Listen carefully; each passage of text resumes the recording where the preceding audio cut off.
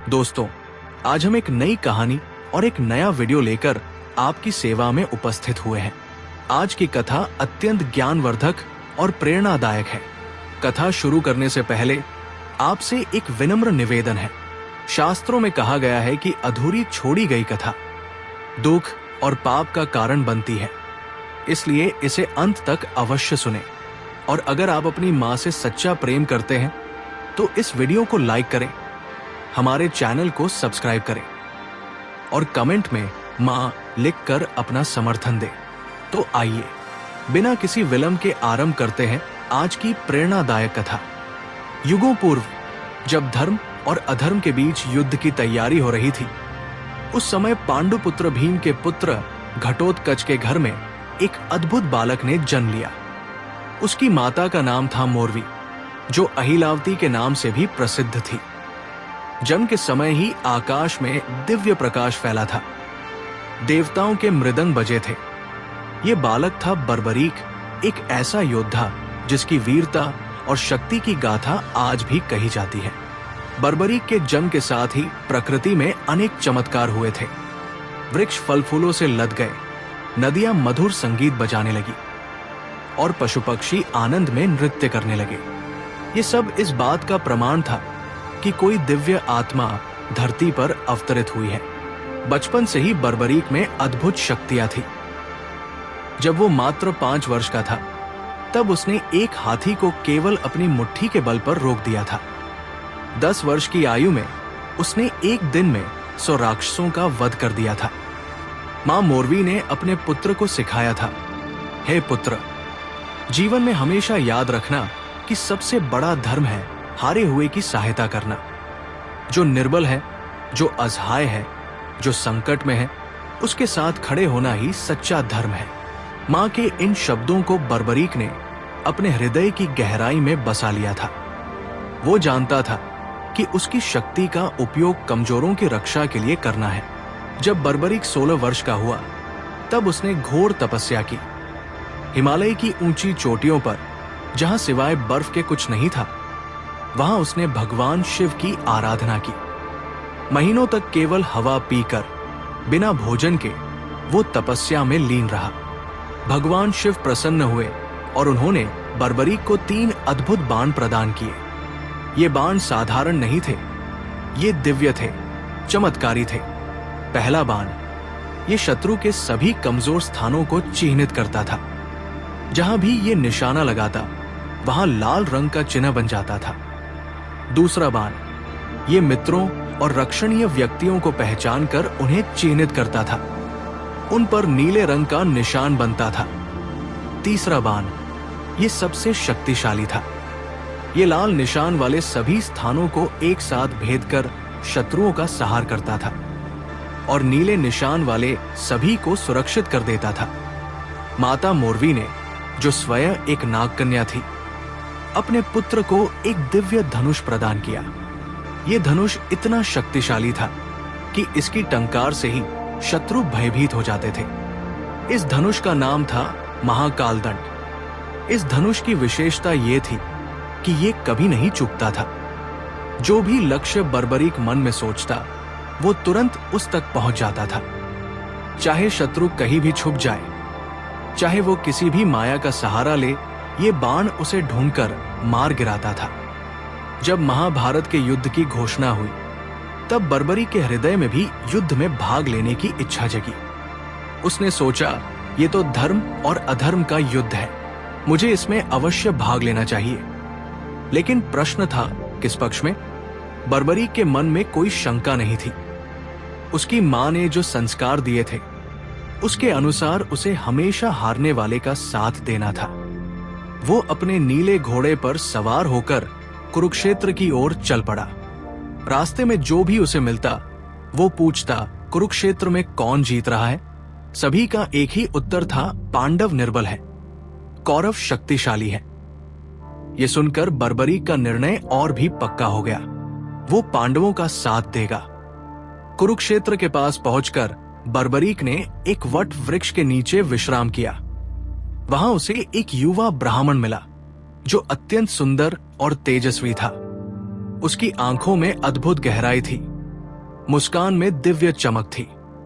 ये ब्राह्मण कोई और नहीं, स्वयं भगवान कृष्ण थे, जो बर्बरी की परीक्षा लेने आए थे। वत्स, ब्राह्मण ने मधुर स्वर में कहा, तुम कहां जा रहे हो और ये 3 बाण लेकर क्या करोगे? क्या तुम्हें लगता है कि मात्र 3 बाणों से तुम युद्ध जीत सकते हो?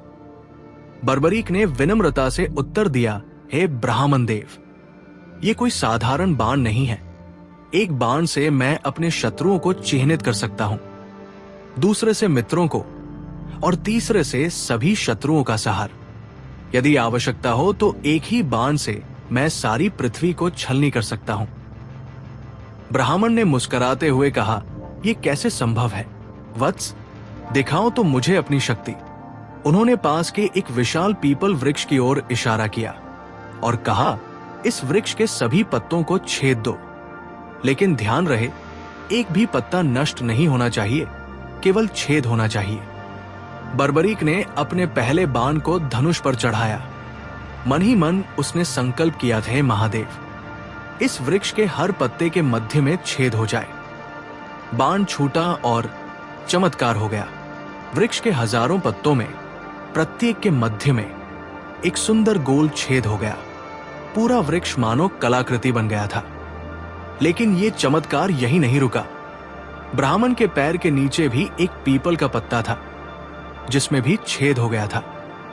बर्बरीक समझ गया कि यह कोई साधारण ब्राह्मण नहीं है। तभी ब्राह्मण का रूप बदलने लगा।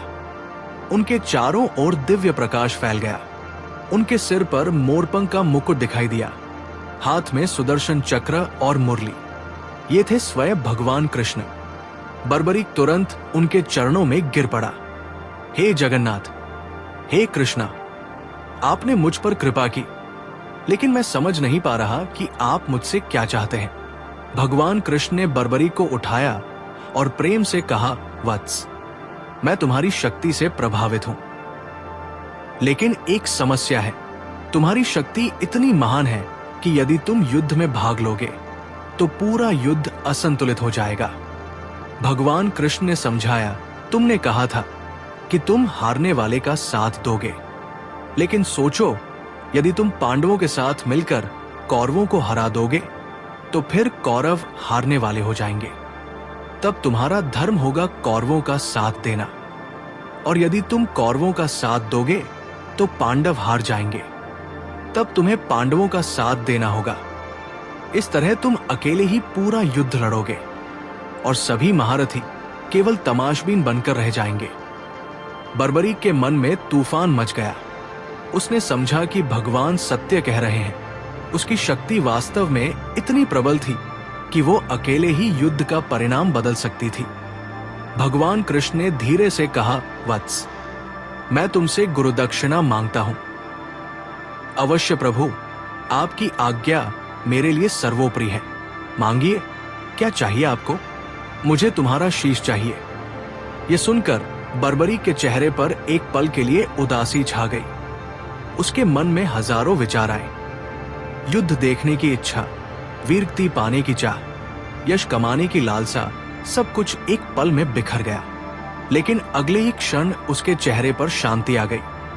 गुरु का आदेश उसके लिए सब कुछ था। प्रभु, बर्बरीक ने दृढ़ स्वर में कहा, आपकी इच्छा मेरे लिए आदेश है। मैं अपना शीश अवश्य दूंगा, लेकिन मेरी एक प्रार्थना है। कहो वत्स, क्या चाहते हो? मैं युद्ध देखना चाहता हूं। मेरा शीश काटने के बाद भी यदि वो युद्ध देख सके तो मैं अपने जीवन को सार्थक समझूंगा। भगवान कृष्ण ने प्रसन्नता से कहा, तथास्तु। तुम्हारा शीश न केवल युद्ध देखेगा बल्कि युद्ध की संपूर्ण गाथा को समझेगा भी। और सुनो, एक और वरदान देता हूं। कलयुग में तुम मेरे नाम से पूजे जाओगे। लोग तुम्हें श्याम कहकर पुकारेंगे। बर्बरीक ने अपनी तलवार निकाली। भगवान कृष्ण के सामने झुकते हुए उसने कहा, हे कृष्णा, ये शीश आपको समर्पित है, इसे स्वीकार कीजिए। एक ही वार में बर्बरीक ने अपना शीश काट दिया। आकाश से पुष्प बरसने लगे, देवताओं के मृदंग बजे और एक दिव्य प्रकाश चारों ओर फैल गया। कटा हुआ शीश भूमि पर गिरा, लेकिन उसकी आंखें खुली रही। चेहरे पर तेज बना रहा। भगवान कृष्ण ने उस शीश को उठाकर कुरुक्षेत्र के युद्ध क्षेत्र के पास एक ऊंचे स्थान पर रखा, जहां से संपूर्ण युद्ध दिखाई देता था। 18 दिन तक चले महाभारत के युद्ध में बर्बरीक का शीश सब कुछ देखता रहा। उसने देखा कि कैसे महान योद्धा एक एक करके वीरगति को प्राप्त होते गए। उसने देखा भीष्म का शरशय्या, अर्जुन की वीरता, कर्ण का दान, द्रोणाचार्य का त्याग। लेकिन सबसे बढ़कर उसने देखा भगवान कृष्ण की लीला, कैसे वे धर्म की स्थापना के लिए हर पल युद्ध को संचालित कर रहे थे। युद्ध समाप्त होने पर जब पांडवों में विवाद हुआ कि सबसे बड़ा योद्धा कौन था, तब भगवान कृष्ण ने बर्बरीक के शीश से पूछा, तुमने पूरा युद्ध देखा है, बताओ सबसे महान योद्धा कौन था? बर्बरीक के शीश ने उत्तर दिया, प्रभु मैंने देखा कि युद्ध में केवल आपका सुदर्शन चक्र और द्रौपदी के बाल दिखाई दे रहे थे। चक्र शत्रुओं का संहार कर रहा था और द्रौपदी के बाल धर्म की रक्षा कर रहे थे। बाकी सभी योद्धा तो केवल निमित्त मात्र थे। ये सुनकर सबको समझ आया कि युद्ध का वास्तविक संचालक भगवान कृष्ण थे। युद्ध समाप्त होने के बाद बर्बरीक का शीश रहस्यमय रूप से गायब हो गया। कहा जाता है कि वो आकाश मार्ग से उड़ता हुआ राजस्थान की दिशा में चला गया। सैकड़ों वर्ष बीत गए, कलयुग का प्रभाव बढ़ने लगा, धर्म की हानि होने लगी, अन्याय बढ़ने लगा, लोग दुखी होने लगे। तब भगवान कृष्ण के वरदान के अनुसार बर्बरीक का समय आया कलयुग में अवतरित होने का। राजस्थान के रींगस नामक स्थान पर एक धर्मात्मा ब्राह्मण रहता था। उसका नाम था ज्योतिष शास्त्री पंडित सोमदत्त। वो नित्य पूजा पाठ करता था, गरीबों की सेवा करता था। एक रात उसे स्वप्न आया। स्वप्न में एक दिव्य पुरुष दिखाई दिया जिसकी आभा अद्भुत थी। उसने कहा, मैं बर्बरीक हूं, महाभारत का योद्धा। कलयुग में मैं श्याम के नाम से पूजा जाऊंगा। तुम कल प्रातःकाल नगर के बाहर पीपल वृक्ष के नीचे खुदाई करो, वहां तुम्हें एक दिव्य शीश मिलेगा। अगले दिन पंडित सोमदत्त ने अपने मित्रों के साथ उस स्थान पर खुदाई शुरू की। थोड़ी खुदाई के बाद ही मिट्टी से एक अद्भुत तेज निकलने लगा। जैसे जैसे खुदाई आगे बढ़ती गई, तेज और भी प्रखर होता गया। अंत में एक अद्भुत शीश मिला। ये शीश जीवंत लगता था। इसकी आंखें बंद थी, लेकिन चेहरे पर दिव्य शांति थी। शीश के चारों ओर प्रकाश फैला हुआ था। जैसे ही शीश को बाहर निकाला गया, आकाश में इंद्रधनुष दिखाई दिया, फूलों की वर्षा हुई और मधुर संगीत की आवाज आई। पंडित सोमदत्त ने शीश को एक पवित्र स्थान पर रखा। उसी रात उन्हें फिर स्वप्न आया। इस बार स्वप्न में भगवान कृष्ण दिखाई दिए। वत्स, भगवान कृष्ण ने कहा, इस शीश को यहां से खाटू नाम के स्थान पर ले जाना है। वहां एक कुंड है जो मेरी दिव्य शक्ति से बना है। उसका नाम श्याम कुंड है। वही बर्बरीक का स्थायी निवास होगा। लेकिन प्रभु, खाटू कहां है? पंडित ने पूछा। तुम केवल शीश को लेकर चलते जाओ। जहां शीश रुकना चाहेगा, समझ जाना कि वही स्थान है। पंडित सोमदत्त ने शीश को एक दिव्य पट्टी पर रखा और यात्रा शुरू की। रास्ते में जो भी व्यक्ति शीश के दर्शन करता, उसके सारे कष्ट दूर हो जाते थे। बीमार व्यक्ति ठीक हो जाते, दुखी लोगों को शांति मिलती। कई दिन की यात्रा के बाद जब वे एक सुंदर स्थान पर पहुंचे, तो शीश अचानक भारी हो गया। कितनी भी कोशिश करने पर वो आगे नहीं बढ़ सका। समझ में आ गया कि यही वो स्थान है। वहां एक प्राकृतिक कुंड था, जिसका पानी अत्यंत शुद्ध और निर्मल था। स्थानीय लोग इसे श्याम कुंड कहते थे। उस समय खाटू गांव का राजा था राजा रूप सिंह चौहान। जब उन्हें इस चमत्कारी शीश के बारे में पता चला, तो वे तुरंत दर्शन के लिए आए। शीश के दर्शन करते ही राजा के मन में अपार श्रद्धा जग गई। उन्होंने तुरंत वहां एक भव्य मंदिर बनवाने का निर्णय लिया। मंदिर का निर्माण अद्भुत तरीके से हुआ। दिन में जितना काम होता, रात में उससे दोगुना काम अपने आप हो जाता। मजदूर कहते कि रात में दिव्य शक्तियां और शीश को वहां स्थापित किया गया, तो पहली बार आरती का आयोजन हुआ। राजा रूप सिंह चौहान ने स्वयं आरती उतारी। आरती के दौरान एक अद्भुत चमत्कार हुआ। शीश की आंखें खुल गई और उन आंखों में इतना तेज था कि सभी लोग चकित रह गए। ऐसा लगता था जैसे कोई जीवंत व्यक्ति सामने बैठा हो। उसी दिन से ये परंपरा शुरू हुई कि श्याम बाबा नित्य अपने भक्तों के दर्शन देते हैं। उनकी आंखों में वही दया भाव है जो महाभारत के समय था, वही करुणा है जो हारे हुओं के लिए थी। श्याम कुंड में एक विशेष रहस्य है। इसका पानी कभी कम नहीं होता, कभी ज्यादा नहीं होता। हजारों लोग रोज इसमें स्नान करते हैं, लेकिन पानी का स्तर वही रहता है। वैज्ञानिकों ने इसकी जांच की, लेकिन कोई भूमिगत जल स्रोत नहीं मिला। ये रहस्य आज भी बना हुआ है। कहा जाता है कि ये कुंड सीधे क्षीर सागर से जुड़ा है, जहां भगवान विष्णु विराजते हैं। इसीलिए इसका पानी कभी समाप्त नहीं होता। श्याम बाबा की मूर्ति के ठीक नीचे एक गुप्त कक्ष है। कहा जाता है कि वहां बर्बरीक के 3 दिव्य बाण रखे हुए हैं। ये कक्ष तब तक नहीं खुलेगा जब तक कलयुग में धर्म का सर्वनाश नहीं हो जाता। जब कलयुग के अंत में पाप अपने चरम पर पहुंचेगा, तब ये कक्ष खुलेगा और श्याम बाबा अपने दिव्य बाणों के साथ धर्म की स्थापना करेंगे। भविष्य पुराण में लिखा है कि कलयुग के अंत में एक नील घोड़े पर सवार होकर एक योद्धा आएगा जो धर्म की स्थापना करेगा। श्याम बाबा के भक्त मानते हैं कि ये योद्धा श्याम बाबा ही होंगे। मंदिर के पुराने शिलालेखों में एक नील घोड़े का चित्र है जिस पर एक योद्धा सवार है।